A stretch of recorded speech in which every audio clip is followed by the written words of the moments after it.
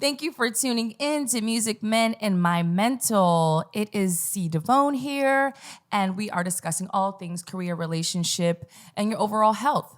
So before we start, I'm going to do something a little bit different today. Before I introduce my guests, the purpose of this podcast is to really tap into I just want to be your friend, and I want to just check on you, and I want to ask you a question. I just want to ask everyone, listeners, my guests, I will get to you in a second. But how are you doing today? People say that, and they actually sometimes just want to okay, I'm good, I'm fine. How are you doing today? The purpose of the podcast is about really checking in to your career. How you feeling about your job? How you feeling about your career? How you feeling about your relationships? Do you feel that you can do more? Do you enjoy being single? Do you enjoy being married? Do you enjoy just being by yourself? How are you feeling? How is your health? Do you feel sick? Check in with yourself. See what's wrong. Try to adjust. Give yourself a second. So just take a moment before we start and just, how am I doing today? You know? So take that moment, and now let's get into the show. I have a special guest today. Oh my goodness. We're all special. No, you are super special. Special. Not because of the history, but I'll break down the history. No, I can't even wait to break down the history right here. Break it down. I'm just gonna introduce you first. Okay. So, goodness gracious, Grammy nominated Miss Yaya, singer, songwriter, from the Bronx, New York, just was on Making the Band on, my Spanglish is not that good, but it is Gigantes del Mañana. Yes. Did I say it right? Yeah, perfect. It was actually, it was perfection. Thank you. Wait, can I say the Spanish way? Perfection? That's still perfect. All right, I said it wrong. Perfecto. Anyway, Perfecto. perfecto, right? Perfecto, okay. yeah. See. I had to think about it like, what? What's the word? So, man, you've had a long career in music. Yeah, it's been Grammy nominated Grammy. On Making the Band. And if you don't know, she was on the season of Making the Band where Danny Kane came to life. Mm-hmm. Wow. On the treadmill. I remember that. On the treadmill. He was like, get on the treadmill, run 10 miles before you go to the studio. Yep. And I was like, I ain't never run a mile in my life. I was watching like, girl, you can do it. You were like, I ain't never done this before. This is not my thing. It's been my thing since then, though. Like, See? Since Making the Band, I've been all about fitness and being healthy and keeping my ass in shape. But yeah, before Making the Band, like, that running on the treadmill thing was not my thing. Thank you, Diddy. At Come all. on. I thank him for a lot. Like, Yeah. I grew a lot. I'm still growing. You never stop growing. But I grew a lot from that show and learned a lot about myself. Because I grew up admiring singers like Mariah Carey, Whitney Houston, singers that just stood there. Right. And he was trying to put together a girl group where you dance and sing and do cartwheels and all that type of stuff. So it definitely helps me be a better artist, even though I was eliminated, when we got down to like the top 9 of the house. But you were top 10. I would say 9 because, But By when the everyone time says like top 5, top 10, Yeah. no one at 9, but I'm top saying. 10, Yeah. to be in the top 10, doesn't matter what number you are, Yeah. for 1 or 3 or 9 Yeah. or 10. No, it's top 10, it's that's huge. a big deal. To be in the house, just to have, You were in the house. I was in the house. Sidebar, I went to the Making the Band audition. I saw that line around the corner and I said, deuces, it was like hot as hell. It was at Lotus. If no one remembers Lotus, that was the hottest club ever. Yep. And I was like, everyone was beautiful. They were doing splits, doing high. I was like, I'm not messing with you bitches today. I got to go. You know what's crazy? I didn't even know about the audition. This girl, I was working at Diesel, the flagship store, and this girl, we didn't even talk like that. She just knew that I was into singing, and she wanted to go to the audition. She came to me and said, hey, I want to do this audition. Do you want to be my buddy and go with me on this audition?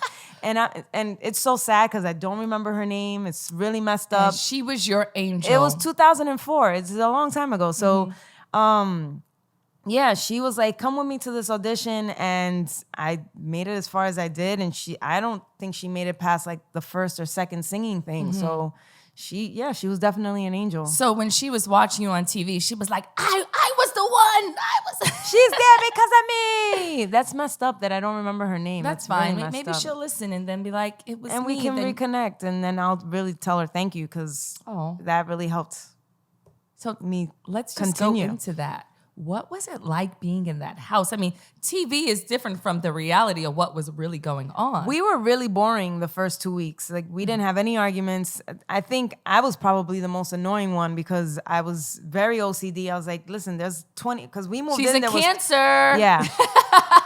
There were 20 of us, and it's a big ass loft, and we can't leave stuff. Can we curse on here? Because I Yeah, like man, okay, we just can't be leave you. shit lying around and dishes in the sink and all that. So I was always like mother hen telling people to clean up after themselves. So I was annoying with that. It wasn't until they brought Jason into the house where we got some kind of drama, some kind of excitement. Because we were just all just sitting around and doing vocal warm-ups and dancing. There weren't any arguments like that. So Jason definitely shook everything up. And then when they did the second audition and brought some girl named Levante and damn it, Kissy Lee. She goes by Kissy Lee now. We follow each other on Instagram. But it wasn't until that we got even more drama. And then they always showed me doing some dumb shit like getting to rehearsal late or putting dishwashing liquid in the dishwasher. You know we ain't have no remember- dishwasher. I was gonna say We didn't have dishwashers in we're the from the projects. South Bronx. Listen, I'm from Patterson Projects. So We've came a long way. So we didn't have dishwashers in the project. So I didn't know there was a difference between dishwashing and dishwasher liquid. do you know my mom will not use a dishwasher even when we go to like a villa or something? She's still like wash the dishes. I'm like, no. I'm all about the dishwasher now. All about it. Because we've come a long We've way. come a long way. But We've yeah, experienced a so lot.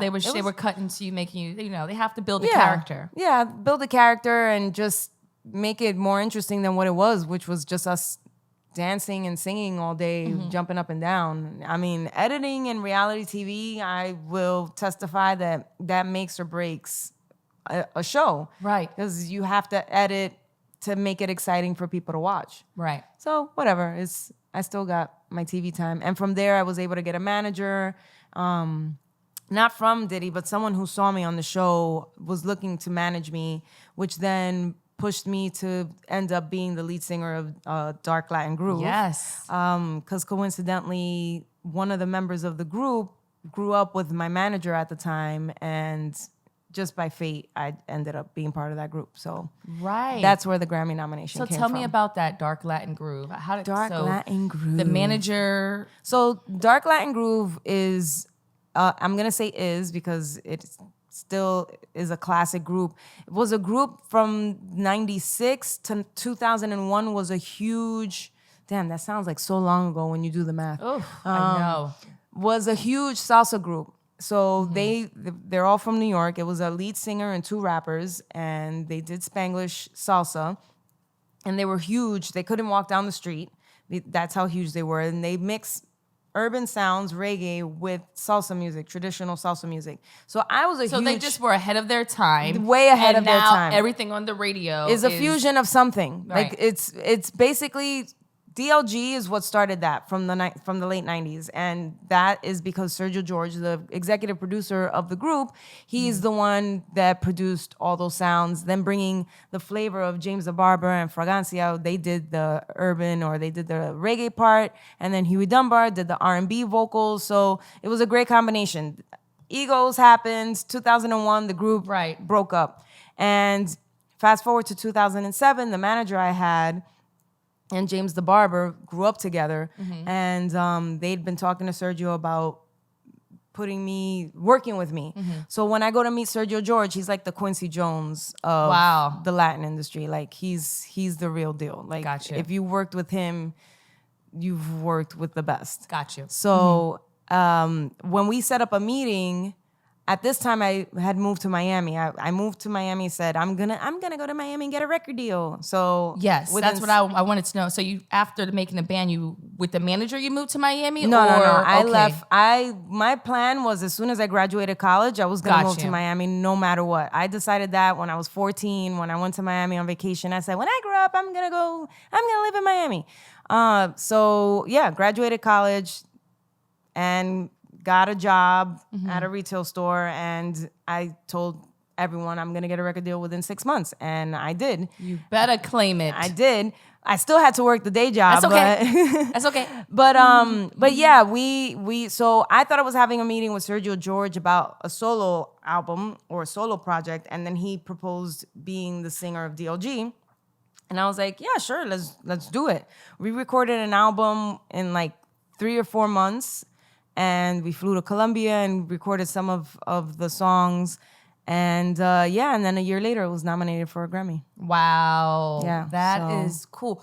But let's circle back. So after making the band, you went back to working in retail. How Yeah. mentally, was that crazy for you? Yeah, it was. But you had a goal to say, I'm going to get a record deal. Yeah. Well, And I can still work in retail. And if you notice me from making a band, hi, how are you? that's the crazy thing about it. So we filmed from October to December. I got sent back home December, right before Christmas. And then Merry Christmas. Merry Christmas to you. And then I went back to retail January. So from, Wasted no time. You said, yeah, I have went to back. work. Well, I was in school. I dropped out of school for that semester to do the show. Wow. So like a day before I could cancel all my classes without being penalized, I went, and everybody's like, "Are you crazy?" I was doing a play, and one of my teachers was like, "How could you do this to us?" And I'm like, "That's Diddy. That's what understudies are for." Sorry. It's her big break now, and mine. Yeah, I felt really bad though, but it got cut out, but that teacher called me on the phone in the house, and we talked about, this is him yelling at me, calling from the Making the Band house, saying, how could you do this and all this stuff. But of course that got edited out, which is totally fine. Anyway, so yeah, I went back to work. I went back to school. Okay. I went back to enroll in the spring semester, and the registrar office was like, well, why did you leave last semester? And I was like, I kind of left to do a reality show. And they're like, well, that's not our problem. I was like, are you going to reinstate me or not, lady? So yeah, went back to work. Okay. And it was weird. People recognize, I went back to work and the show didn't launch till March. So for 3 months I was safe, but people at school who knew why I left school were asking me what happened, and because of legal reasons, you can't discuss it until the show comes out. Probably, yeah. Yeah, that's all shows. That's any show you do, they're gonna, like The Bachelor, you can't, you know. But now it's so long ago, you could talk about everything. No, I can definitely talk about everything now. So from January to March, I was safe because nobody knew who I was. March till the last episode of that season, not even. I moved to Miami and some girl stopped me. She was like, are you Yaya from Making the Band? She was in Africa at the time. Wow. This is 2 years after the show was on MTV. She recognized me and was like, saw me on Making the Band she lived in Africa at the time. And I'm like, holy shit. Aw. This music, TV, that it transcends. But yeah, I wasted no time going back to work. You got to pay bills. That's good. Okay. So you're in this salsa band, and then what happens there? So salsa band. So for some reason, retail just did not escape me. So we live in an age where nobody's paying advances. Nobody's trying to develop artists. Oh, we're going to talk about this entrepreneurship and Yeah. what music is. I mean, that one of the reasons why I really want you on this show is because you are true music men in my mentor. You know what it's like to have decades of a career in music. You know what it's like to deal with some relationships, which we'll get into. You know, I'll try not to cry. We'll try with the not to relationship cry. part. We try to unpack properly, and also unpack properly. Oh, I I know. like I'm that. just, Ooh. I had coffee today. Use that. And mental. I know we can get into mental health. You know, we've had personal conversations about that. But so yeah, the Wait, career. let's take a quick break and let people know how long we've known each other. No, because then we're gonna start doing the math. We've known each other for a very long time. No, we're not gonna say years. Because I'm very, very young. Yeah, So we are very, very young. We don't have to say years, but definitely we've known each other since what, 3rd grade?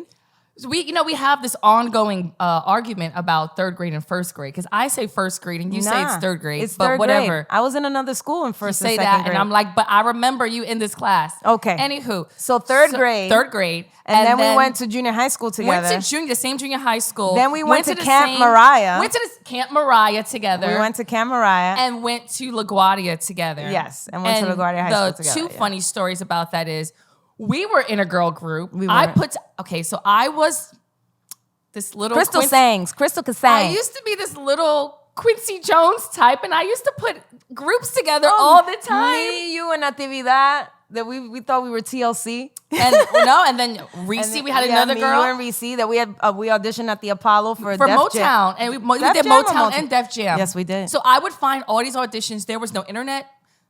I just word of mouth, and I would get us together. I would coordinate the black and white with the suspenders. I would have rehearsals at your house because her mother was like, "You cannot leave this house." Yep. So we had to go to Yahira's house, and we had Miss Yaya. No, we had to go Yahira. to Yahira. She's no means that's why you're not C DeVone to me. I know I'm Crystal. DeVone. So we would go to your house. We would audition, and we would be at these auditions on time.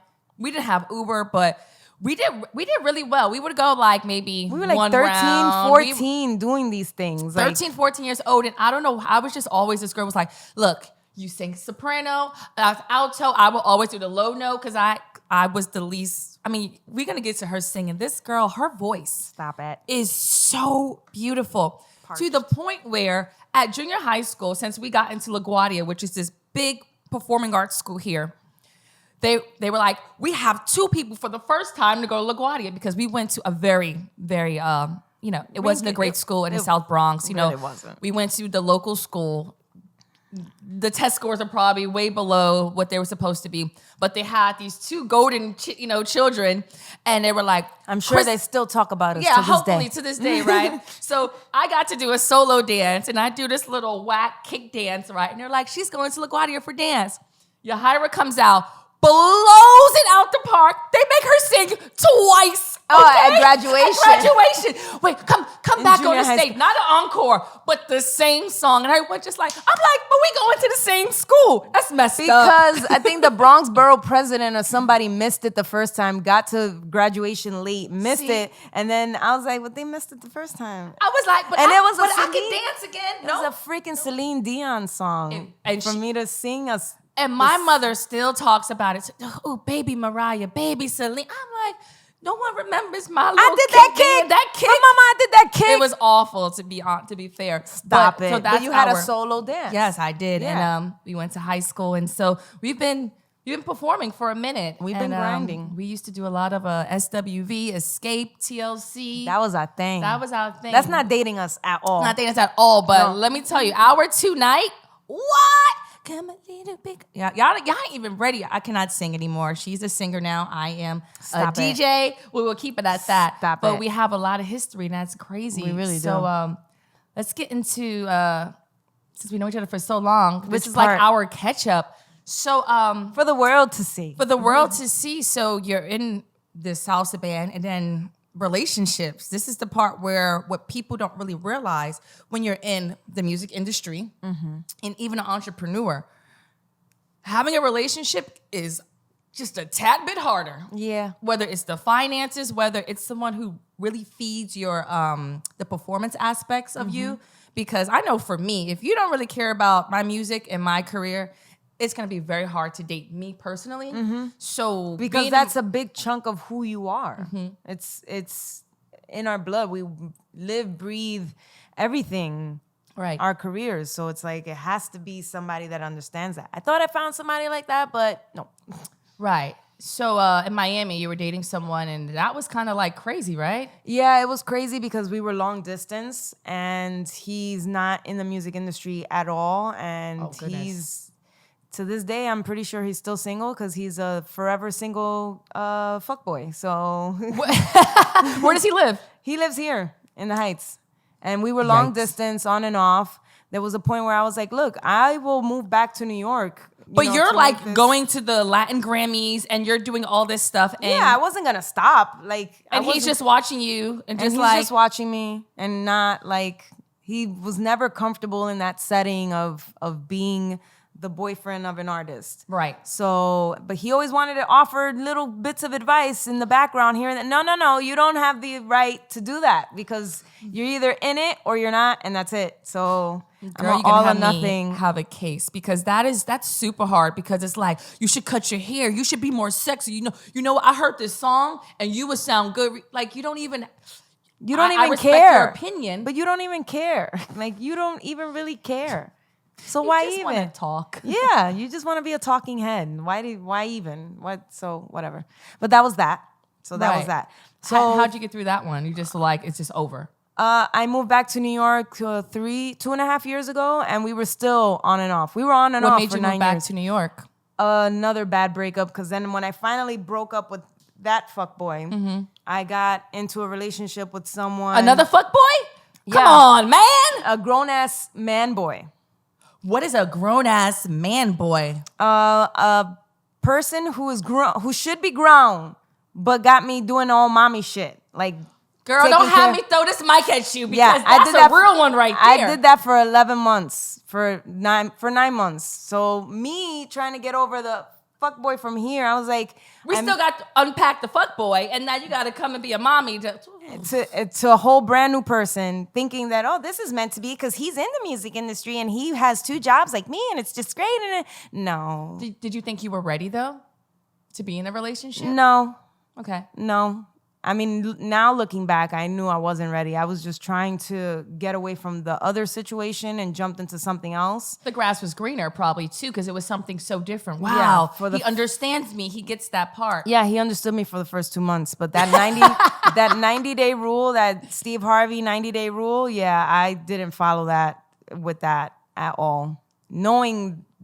At that time, knowing that should have been paid attention to. Like, give it 90 days. After 2 months, we moved in together. Oh, come on. Yeah, I just did a whole bunch of dumb shit. So yeah, to get away from that relationship, it got pretty messed up around Christmas time, like 11 months after us being together, and then You and Christmas have issues, yeah, man. yeah, Christmas is not my holiday. So yeah. So then I ended up back here to like After that regroup. breakup, you were like, Yeah, to regroup and but just, mentally, like that took a really bad toll on that you. really did. It took me like a year to get over that. Was it depression? Was it a breakdown? What were you going through? Well, I had a breakdown, which my sister had to jump on a plane and come get me. Well, and let's talk about that. Like, You wanna I'll get into it. Was it just the actual relationship, or was it actually just a career? Was it everything? It was everything. So with me being a part of DLG, for those 9 years that I was in the group, I still had to work a day job because we didn't get consistent gigs. Oh my goodness. So this is how fucking crazy my life. This is a mind fuck. You're This literally making a band, retail, in a a Grammy nominated. Oh my gosh. I was working retail and had to ask for the weekend off to go to the Grammys. So my manager was like, okay. Well, thank you. Yeah, okay. So yeah, I had to request the weekend off. So I left Thursday, did press, did the Grammys that Sunday, and flew back Monday and was back at work on Tuesday. And that was my life for the whole 10 years of living in Miami. Like, This is what people don't see. This is why I want to talk about this, because it's like, oh my gosh, she's singing, she's great, she's doing all of this, and it's real. It's real up here. And I never wanted to sugarcoat what my life was. I worked retail and I also went on tour. And I'll be on Friday singing for thousands of people, and then on Tuesday helping somebody. What size shoe do you need, an 8 or a 9? Like, how I haven't had a mental breakdown? Well, that was the one. Shit. Right. Now that I'm thinking about it. No, it's real. It's real. Because, like, your brain can't adjust. Like, You could keep all this on camera. I ain't gonna sugarcoat nothing. No, it's okay. And I mean, I would try to hug, but I want to. No, that'll make me cry more, Yeah, so yeah. don't. And Yeah, I love no. you too much for, yeah. But when I knew you were coming on, I was like, this is going to be heavy because I've seen you go through these career ups and downs. And what people need to know is, like, with winning and losing, it makes you stronger. you know? And the fact that you bounce back and you can tell these stories is just crazy keep to falling me. and bouncing back. Right. You keep falling and bouncing back. So, after... So that's been my life for like the past 13 years. Wow. That is crazy. As far as music is concerned now, I'm still doing it. I'm still doing it. Solo. So I left DLG. Okay, so before leaving Florida, Atrium, I moved down to Miami to open Atrium. It was like the fucking poppin' store of New Oh, York. yes. Atrium. That was the It store. Yeah, and it's now Kith. So yeah, Got it you. turned into Kith. So I moved down to Miami to help open Atrium. I worked with the company, and that's why I stayed in retail, because I knew, and with that company, because they understood, oh, you need this weekend off? Bet. Got you. Like, that was the best part of it, that I was able to have a nice way of life, go on tour, work with people that understood that I just need this weekend off for a show and I'll be right back. Because I came back as, like, a customer would come in, no one would know that the day before I was singing at like one of the most important festivals in Ecuador, where like 200,000 people were in attendance. And I'm here today humbly getting you your fucking shoes. So Dude. Atrium closed. That messed with me. DLG, we weren't getting shows. And then the last show that we had was like a big mind fuck. So then I decided to quit. And then my relationship was shit. And all of that just took a toll on me, to the point where I was working on hurting myself. And my boyfriend at the time, I'm texting him crazy shit and he doesn't give a shit. So I devised this whole plan, which I'm glad it didn't work, because it was just a dumb plan. My plan, because we were renting a house that had a dock. So I took the sheets and tied them on something to hang myself. And the plan was to get stupid drunk so that I could do this. But I got so drunk, I knocked out and fell asleep. Thank God. Thank God. Thank God for whatever alcohol that was. Yeah, and then me being dumb, I was writing stupid, like I was texting my friends dumb shit. So my friends from here called the local police from where I was living, and they came and got me, took me to the hospital. I was in the hospital for a few days. My sister came down, she packed all my shit. She was like, "You're coming back. Yeah, you're coming back." And that's Miami is, I always say, it's there. Go for a few years and come back. It's just not a place to settle anyway. I was never planning on moving back to New York. My plan was Really? Yeah, no, my plan was to stay there, like, for the rest of my life. Like, that was my plan.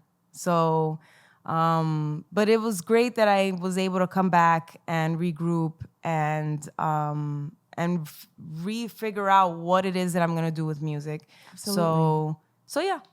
Wow, I'm just so happy that you're still here, and what are you doing to take care of your mental health now? Staying busy. Staying busy with my music, staying busy creating. I'm doing this comedy show, Comedy Derailed. So I'm getting back into the acting. I've always felt like I was funny. I like making people laugh. So I'm working with this group of women that do this comedy show called Comedy Derailed. And we're doing our second show. Well, this is their third show. This is my second show with them. And just staying busy. I've tried to do therapy, but it's like one person, once I tell them that I'm a singer and that what I've done, they go and they Google me and they want to fucking talk about that throughout the whole session. No. Like, this is not what the fuck I'm here for. Like, wow, and you did this? Try a new one. You I've have to date your therapist. I've tried 2 or 3 and it's like not working. So I just meditate. I listen to podcasts. I listen to inspiring music. I stay busy. I write. I create. That's what's been helping me. That's good. As long as you are doing something to take care of your mental health, because one, we need you. One, we need your music. We need each other. But your story is so important, because what people don't understand is they can see you just winning all the time, and they don't understand that there's some loss, but it also is a struggle to keep this, to follow your passion at times, and thank you for just being here. Thank you. Being amazing. I mean, we got more to go. I just want to make sure that you know that, so right now, you just broke up with someone. Yes, and we have 3 movies that we did that are coming out. independent films. Well, that means you can't talk about him. No, I can. I mean, fuck it. I don't care. I told you nothing's off the table. She's messy. I like her. Not just kidding. She's petty. I love it. Cancer. You petty cancers. I love it. You have 3 independent movies you have with him? Oh my Yeah, goodness. we met on the set of the first one, reconnected at the table read of the second one like a year later. Then we started dating, and the other one we weren't together. The first one that's coming out is one that's right between when I met him and when we reconnected. So that one's coming out. So I've been seeing the trailers of him in the last 24 hours. I'm like, but it's still fresh, so you guys can still get back together. well, we had a break once a few months ago, and I thought we were good when we got back together, and then it's just so the conversation we had this morning, because I was tired of texting, basically it's that I have my music stuff, he has his filmmaking, actor, photography stuff, which I've always encouraged him. I always say, like, babe, what do you have to do today? Let's write it down, because I was noticing that he was slacking on his stuff. And he was helping me a lot with mine, and I didn't want him to start resenting me. So I would always be on him, but not in a nagging way. And it just boiled down to him feeling like he's not focusing on his shit, that he's helping me too much. But his thing is that he wants to help me, and I get it, but he can't seem to find the balance between helping me and getting his shit done. So he basically doesn't want to be in a relationship. Okay, but I see both sides of that, because it's not necessarily like something went wrong with you guys. It's like I need to get it together. Well, I'm an emotional mess, Right? And I've made sure to keep that at bay with him, because he doesn't bring out the crazy in me. So that's like, Well, listen, that's a great trait, because there's some guys literally like, ding, you're that's like, all crazy. they do. That's all they do is press buttons. But he doesn't. I felt like we were fine, but he needs to get his shit done. So you will be friends, and you are going to be. No, you just need a moment right now. I'm an all or nothing person. Yeah, well, yes, I can see that. However, sometimes people just need to get their stuff together. So hopefully it will. I understand that, but I just don't want to have it in my mind that while he's I don't want to feel like I'm waiting around for him to get his stuff together. So I'd rather him just get his stuff together, him go that way, me go this way, and call it a day. But you're busy anyway. Yeah, so I'm staying busy. That's my therapy.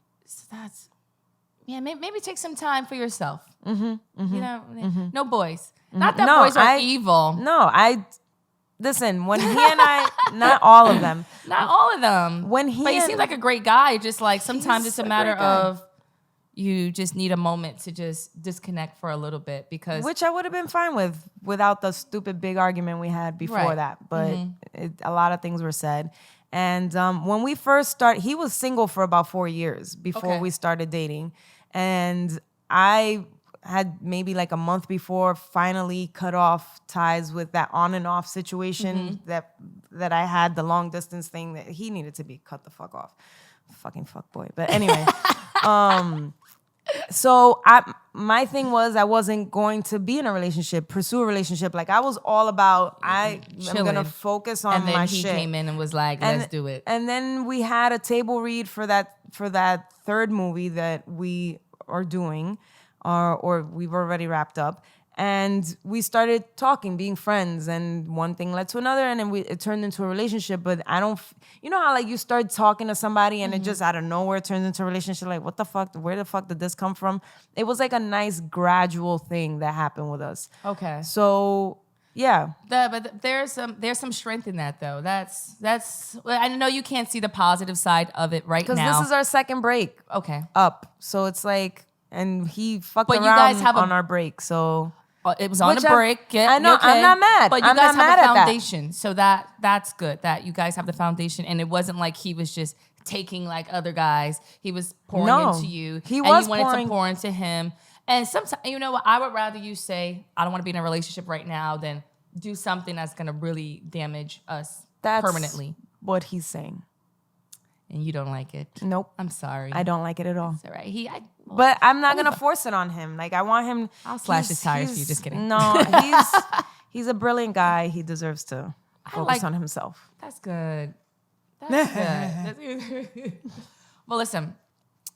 We talked about the mental health. We talked about the career. Talked about your relationships. Trying to suck these tears back into my eyes. No.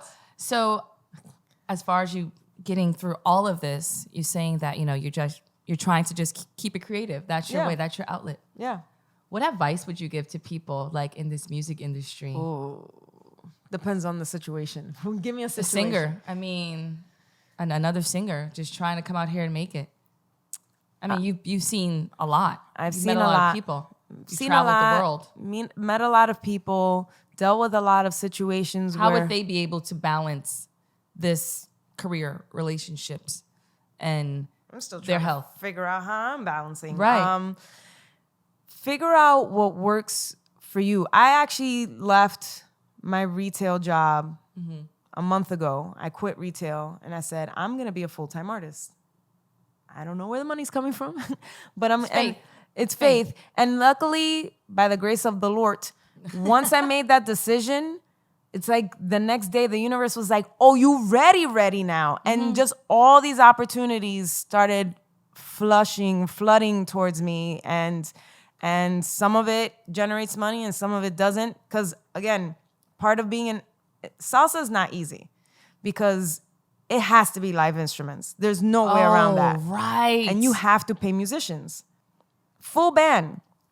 That's like if you want to do an R&B band, you're going to need live instruments. You could fudge it a little bit. Maybe you could get a drummer, a bass player, and somebody doing some kind of something on a beatbox Computer, or something, a computer. But salsa, there's no way around it. Latin music, period. There's no, unless it's reggaeton, there's no way around it. What made you do Latin after making the band? Because you could have just went straight to pop and just were the solo artist from making the band. Nah, I wanted to do so, and I was, after making the band, I was doing more R&B stuff. Okay. But my roots, I'm Dominican, Puerto Rican. My roots, I wanted to be authentic to my traditions, what I grew up on, which was listening, which is why I was a huge fan of DLG. They mixed the traditional tropical Latin sounds with the hip hop, R&B, the stuff that we were growing up with. So that's what I always wanted to do. So for me to end up being the lead singer of the band that showed me what it is that I want to do was like huge for me. Absolutely. And I wanted to continue that in my solo stuff. So I released an album in 2016 of demos that I'd been recording over the years. And now I'm finishing up my second solo album. But back to the advice. Just having a conversation with yourself on a daily basis, all day, every day. Checking in with yourself. Because there have been times where I'll just be on autopilot. Right. And I won't check in with myself. And then I realize I'm in a funk. I'm in a bad mood. I have 3 heads.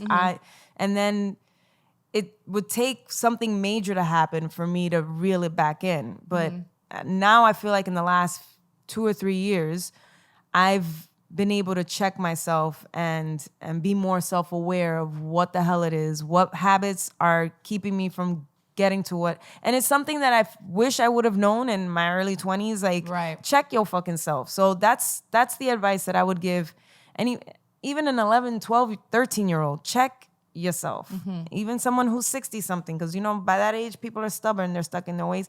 Check yourself. I like that.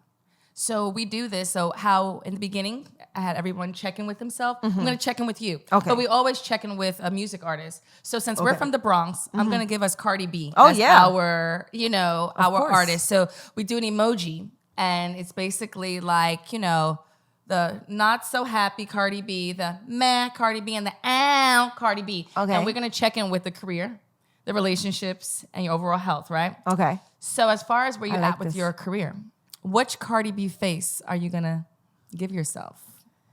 Damn it, is there something between meh and ow? You're making a fourth one? Well, meh is like, we're working on it. What? Meh. Okay. I mean, it would be like the, We're working on it. We're still working on it. Okay, still working on it. The relationships. We not, Sad Cardi. So sad Cardi. Yeah, right. I think I've seen that I know. face. It's like she's always so happy, right? Yeah. And then your overall health right now, like mentally, where you feel you look good. I'd say mental health. You better. I like that. Because I'm checking myself. You got to check yourself. Check yourself. That's what it's about. Okay, now it was no way you were going to get on this show and not sing. Oh, damn. And I said, I can have cold water. I'm not singing. You damn sure did. And I was like, I'm going to set her up. Okay. I know I want you to sing my song that I used to ask you for this all the time as a kid. I don't even know if you remember this song. The Mariah Carey. Dreambox? Lying beside you. Oh, that one. I was thinking of another Mariah Carey song, but I love that one. I don't even know the words. What is it called? Open Arms. Oh my gosh. Can you sing that? That's a lot. I know that's a lot of work on you. Is that? I could sing a snippet. Okay. I didn't warm up today. Give it a second.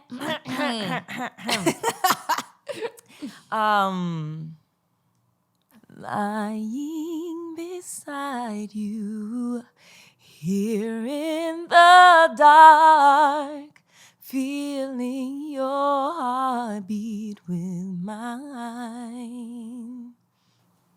Something like that. Softly, softly you whisper, you're so sincere. How could our love be so blind?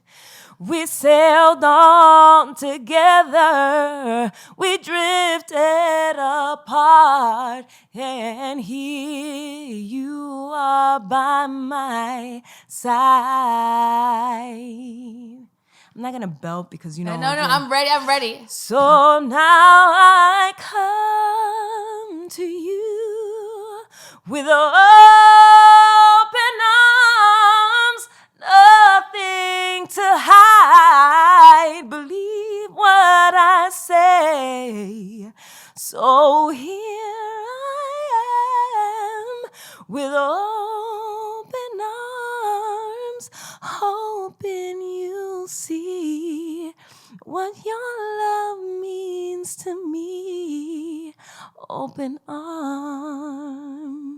Oh my gosh. I'm Stop. like crying. Stop it. Oh my God, you got me Stop crying. it. Goodness gracious. Yeah, you have. I knew you were going to be crying on this you show were gonna today. need, I knew you were hate going to need that one. That's oh why. my God, that is such a throwback because one, like you were like baby Mariah. We went to Camp Oh my God, Mariah I freaking was obsessed with that woman. Oh my God. And you were in the Always Be My Baby video. Weren't you at Camp Mariah? You were They cut out my part. But you was in it still. I was there. You was there. You remember Andre from camp? That he was always like attached to a hip. Whatever happened to Andre? Listen, I don't Whatever know where happened to all these these people people? went, but Reese, where Reese we at? used to have to, Aurelius. She's going back to all these people. And see, you was always in a relationship. That was your problem. You dated all those boys at camp. No, just two. Just Michael I was Negron. out there just macking in second. She was macking I was in second. sacking no one. It was camp. It was camp. Yeah. But yeah. No, just two boys. Andre, I didn't date It was Andre. camp. What the hell? And it wasn't even dating. We were like 13, 12. It wasn't dating. It was put like... your arm around a guy. She would just sing Mariah Carey songs to him and woo him and shit. And that's it. That's not a relationship. Oh my goodness. Thank you so much for coming on the show. Thank you for having me. So what's next? on. Give us like where they can find you, everything. So my Instagram, Twitter, my Facebook, my Facebook fan page, all of that, it's the Miss Yaya. So THE Miss Yaya, MISSYAYA. And yeah, so I'm doing the independent film circuit. I'm finishing up my second album. I am doing comedy, dabbling into comedy with the Comedy Derailed ladies, and hosting. I host events. So just staying busy, doing it all, staying busy, keeping yourself balanced some way, somehow, and just thank you for sharing your story, getting personal with us, and just being honest because people need to hear that story. You may be able to help someone with your story. So always remember that. It's not worth giving anything up for one person. Like that one person's gonna go on with their lives and what? And you're giving up everything for what? For what? They ain't stopping for you. So why should you stop for them? Absolutely. And that's not even just relationships, just your mama, your cousin, your Dog, your cat, everybody. The meanest teacher that you have in school, your boss, like fuck everybody. Just Right. keep it moving. Keep it moving. Oh, okay. Well, thank you guys for tuning in to Music and My Mental. I am C. DeVone. Thank you, Miss Yaya, for coming on the show. Oh my God, I love you so much. You weren't supposed to cry. I was not supposed to cry, but she had me cry much. And the thing is, I know you can go higher on that note. I was like, she gonna try to, okay. But then when you hit the end, I was like, okay, she still got it. She still got it, girl. She still got it. Gotta keep working on y'all. it. Make sure you like, subscribe to Music Men and My Mental. Email us at Gmail, Music Men and My Mental at Gmail. Follow us, and YouTube. We're here. We out here. Thank you for tuning in. I'm C. DeVone, and I'll see you next time. Bye bye.